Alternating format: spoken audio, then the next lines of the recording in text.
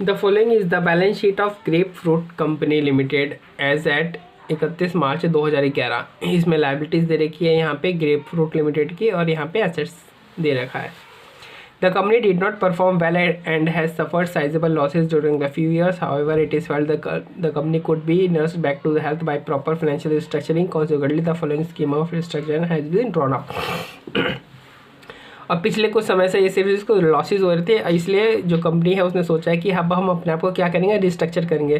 तो जो रिस्ट्रक्चर की जो स्कीम है वो नीचे हमें बता रखी है। अच्छा, इसके आगे बढ़ने से पहले मैं आपको बता देता हूँ, ये जो ग्रीन लाइट से जो अमाउंट मैंने हाईलाइट कर रखे हैं, इसका मतलब ये हुआ कि इतना अमाउंट का हमें ओवरऑल फ़ायदा हुआ है। ठीक है, इस आइटम से रिलेटेड इतने अमाउंट का हमें फ़ायदा हुआ है। और जो रेड कलर से या पिंक कलर से जो मैंने हाईलाइट कर रखा है, ये हमें लॉस बता रहा है कि यहाँ पे हमें लॉस हुआ। और ये जो अमाउंट आप देखेंगे, ये यहाँ पे ना मैंने ग्रीन से हाईलाइट किया ना रेड से हाईलाइट किया। इसका मतलब ये क्या हुआ कि ये रिस्ट्रक्चर से रिलेटेड आइटम नहीं है। ये जो भी यहाँ पे कैश फ्लो हो रहा है ये रिस्ट्रक्चर से रिलेटेड नहीं है। और ये जितने भी सारे आइटम है जहाँ पे मैंने ग्रीन या रेड से हाईलाइट किया हुआ है, ये रिस्ट्रक्चर से रिलेटेड प्रॉफिट या लॉस है हमारे। ठीक है, equity shares are to be reduce to ₹25 per share fully paid up. अभी हमारे पास इक्विटी शेयर है कितने के, फुली पेड अप ₹100 के हैं। ये कह रहा है कि इक्विटी शेयर को 25 रुपये तक लिया, इसकी फेस वैल्यू जो है 25 रुपये कर दी जाएगी। 100 रुपये से घटा करके 25 रुपये कर दी जाएगी। यानी आप क्या कर रहे हो, एक तरीके से बाहर वालों का पैसा मार रहे हो ना। अब उसने दिए 100 रुपये, अब आप उसको बोलोगे कि नहीं अब तुम्हारा शेयर सिर्फ 25 रुपये का ही है, तो आपने 75 रुपये मार लिए। अब मार लिए तो मतलब आप एक तरीके से कंपनी वालों को फ़ायदा हो गया। तो कंपनी को कितना फ़ायदा हुआ, तो एक शेयर पे अगर कंपनी को 75 रुपये का फ़ायदा हुआ, तो जितने भी टोटल नंबर ऑफ़ शेयर्स है उसमें कितना फ़ायदा हुआ, 450 लाख का फ़ायदा हो गया। तो हमने यहाँ पे 450 लाख लिख के ग्रीन से हाईलाइट कर दिया। लेकिन जब हम रिस्ट्रक्चर करने के बाद जो बैलेंस शीट बचेगी उसमें क्या होगा, उसमें ये 600 लाख यहाँ पे थोड़ी है कि इक्विटी शेयर कैपिटल में एक, क्योंकि 450 लाख तो घट गया, तो जो नेट फिगर आएगी वही तो आएगी रिस्ट्रक्चर बैलेंस शीट में। तो इसलिए हमने इसके बगल में ही -450 लिख दिया है। सारे आइटम्स इसी तरीके से किए गए हैं ताकि जो रिस्ट्रक्चर बैलेंस शीट है उसको बनाने में हमें मदद मिल सके और कोई दिक्कत ना हो, मिसमैच किसी तरीके का ना हो बैलेंस शीट में।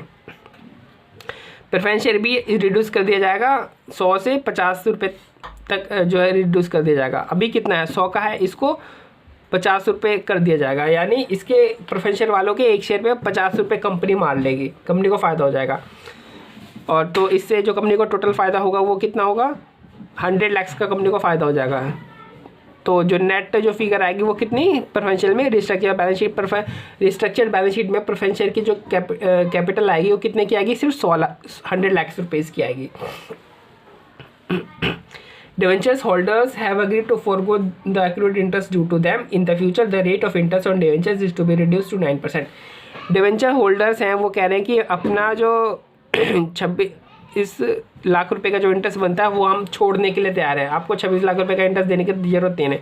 यानी जो लायबिलिटीज़ पेबल है वो घट करके ज़ीरो हो गए, यानी अपने को 26 लाख रुपए का फ़ायदा हो गया।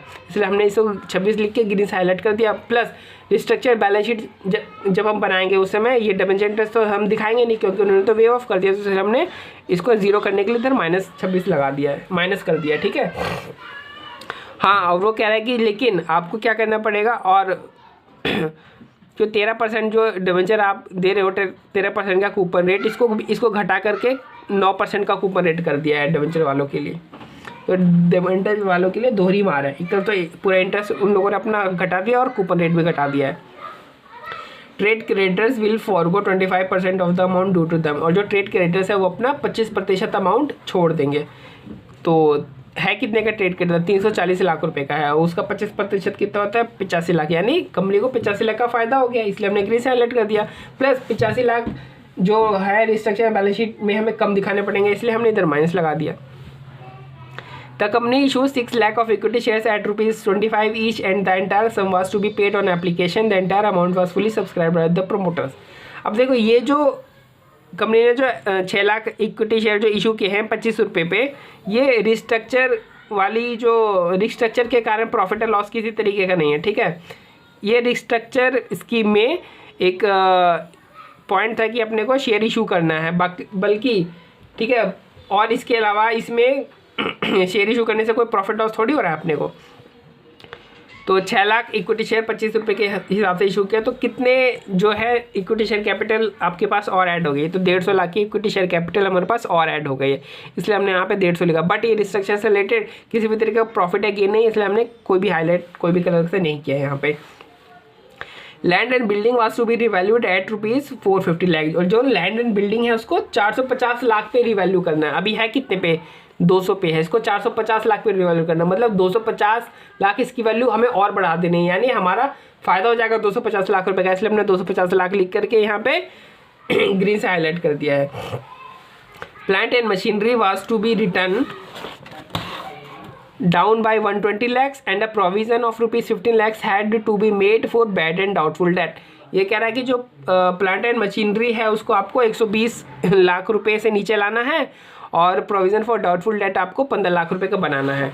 तो देखो प्लांट एंड मशीनरी है कितने की, 300 लाख रुपए की है, इसको आप 120 लाख रुपए से कम करोगे तो मतलब एक तरीके से लॉस हो रहा है आपको, इसलिए मैंने 120 लिख करके यहाँ पे क्या कर दिया रेड से हाईलाइट कर दिया। और स्ट्रक्चर बैलेंस शीट में इसकी फिगर कितने आएगी, प्लांट एंड मशीनरी की 180 लाख रुपए आएगी, इसलिए मैंने इधर -120 कर दिया। तो 300 प्लस या 300 माइनस 120 करोगे तो कितना आएगा, 180 लाख। तो ये सारी चीज़ें हम जो कर रहे हैं बैलेंस शीट के अंदर ये इसलिए कर रहे हैं ताकि जो रिस्ट्रक्चर्ड जो बैलेंस शीट बने उसमें हमें कोई किसी तरीके की कोई दिक्कत ना आए, नहीं तो कोई अमाउंट अगर मिस हो गई तो बड़ी दिक्कत हो जाएगी। और कह रहा है कि इस पॉइंट में बोला गया कि जो प्रोविजन फॉर डाउटफुल डेट है वो आपको 15 लाख रुपए का बनाना है, इधर 150 लाख गलत है, 15 लाख रुपए का है। तो सन्नी डेटर है कितने के, 70, उसके ऊपर आप प्रोविजन बना दोगे, मतलब एक तरीके से सन्नी डेटर तो आपने कम कर दिए, तो हमें यहाँ पे 15 का लॉस हो गया, इसलिए हमने 15 लिख के जो है रेड से हाईलाइट कर दिया और यहाँ पे माइनस लगा दिया, क्योंकि जो रिस्ट्रक्चर बैलेंस है उसमें हम कितना दिखाएंगे सन्नी डेटर, 55 का सन्नी डेटर दिखाएंगे और प्रोविजन फॉर डाउटफुल डेट 15 का दिखाएंगे। ठीक है, कैश के बारे में यहाँ पे कुछ कह नहीं रखा है, बट कैश का फिगर होगा कितना, देखो आपने ये सब तो किया, ठीक है, आपने ये भी तो किया, नया शेयर इक्विटी शेयर जब आप इश्यू करोगे तो 150 लाख रुपए की इक्विटी शेयर कैपिटल आपकी बढ़ी है, तो मतलब 150 लाख रुपए आपके बैंक अकाउंट में आए भी तो हैं, तो ये 150 आप यहाँ पे भी ऐड करोगे। ठीक है, और जब हम रिस्ट्रक्चर करते हैं तो उस समय क्या होता है, जितने भी फिक्टिशियस एसेट्स होती है उन सबको हम राइट ऑफ कर देते हैं, तो ये सबको हमने क्या कर दिया, राइट ऑफ कर दिया, जितना अमाउंट था सबको हमने सारा अमाउंट हमने राइट ऑफ कर दिया है। अब देखो कहीं पे हमें फ़ायदा हो रहा है, कहीं पे हमें लॉस हो रहा है, तो हम देखना चाहते हैं कि हमें नेट फ़ायदा हुआ है कि नेट लॉस हुआ है। तो आईसीआई ने इस तरीके से प्रेजेंट किया, सारे फायदे आईसीआई ने यहाँ पे लिख दिया और सारे लॉसेज आईसीआई ने यहाँ पे लिख दिया। फिर लास्ट में देखा आईसीआई को क्या हो रहा है, फ़ायदा 236 लाख रुपए का फ़ायदा हो रहा है। तो आईसीआई ने क्या किया, जो रिस्ट्रक्चर बैलेंस शीट बनी है उसमें कैपिटल रिजर्व के नाम से जो 236 लाख रुपये का फ़ायदा हुआ था वो कैपिटल रिजर्व के नाम से दिखा दिया। ठीक है, और बैंक बैलेंस में क्या दिखा दिया, 280, कैसे 130 तो पहले से था और 150 रुपये जो हमने इक्विटी शेयर कैपिटल जो रेज़ किया था वो यानी 280 का दिखा दिया। और देखो ये सारी फिगर आप रिस्ट्रक्चर बैलेंस शीट में ऐसे नेट ऑफ करके दिखाई है। जैसे ये कितना हुआ, लैंड एंड मशीनरी कितना का हो गया, 450 का हो गया, और प्लांट एंड मशीनरी कितना हुआ, 180 का। देखो लैंड एंड बिल्डिंग या कितने का होगा, 450 का, प्लांट एंड मशीनरी 180 का हो गया।